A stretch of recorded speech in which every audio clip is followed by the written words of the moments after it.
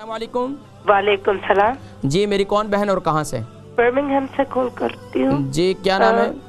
मेरे dry cough से बहुत परेशान होती हूँ। ड्राई कफ है, कितना टाइम से? चंद हफ्ते हो गए। चंद हफ्ते हो गए। हाँ तो इसके लिए क्या इस्तेमाल किया आपने? बात ये है, मैं प्रेग्नेंट भी हूँ। अच्छा, हाँ तो कितने महीने की? मुझे पता नहीं कि कितने महीने प्रेग्नेंट है? नहीं, और ड्राई कफ के साथ लीकेज भी होती है। अच्छा, ये बताइए ड्राई आपको ये कितने महीने की प्रेग्नेंट है? मैं अभी 21 वीक्स की हूँ। ठीक है।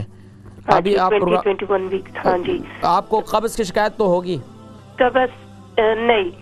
चलिए, मैं प्रोग्राम देखे मैं जिक्र करता हूँ, ठीक है। हमारी बहन है बर्मिंघम से फ़ायज़ा, इनको खुश खांसी है और प्रेग्नेंट भी हैं 21 वीक की। अल्लाह रब्बुल आलमीन आफ़ियत वाला और ख़ैर वाला मामला फ़रमाए और उनको खुशी नसीब फ़रमाए।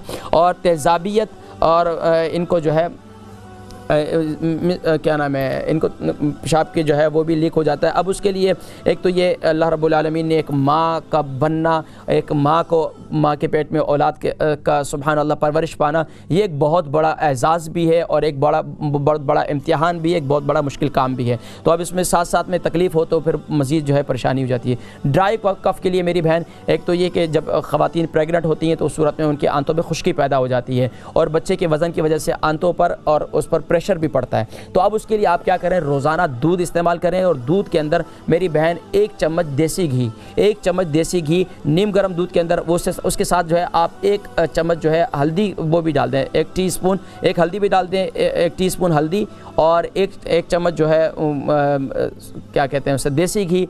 ये सुबह नहार मुँह आप इस्तेमाल करें इंशाअल्लाह। और इसके साथ साथ रात को सोते वक्त भी आपकी ड्राई कफ भी दूर हो जाएगी, आपके आंतों के लिए मुफीद है और बच्चे की इंशाअल्लाह सेहत के लिए भी इंतहाई मुफीद है। इससे ज़्यादा आप तेज़ाबियत के लिए, अगर आपको बहुत ज़्यादा तेज़ाबियत हो रही है तो तेज़ाबियत के लिए फिर क्या करें, सिर्फ आप यानी कि 1 घूंट दूध हो 1 गिलास के अंदर और 3 हिस्से उस कप के अंदर 3 हिस्से पानी हो। जब बहुत ज़्यादा तेज़ाबियत हो उसे इस्तेमाल करें, क्योंकि आप ज़्यादा आपको कुछ और इस्तेमाल नहीं करवा सकते हैं, क्योंकि आप इस वक्त एक बच्चे की माँ बनने वाली है। अल्लाह रब्बुल आलमीन आफ़ियत वाला मामला फ़रमाए और आपको खैर व आफ़ियत के साथ जो है खुशियाँ नसीब फरमाए।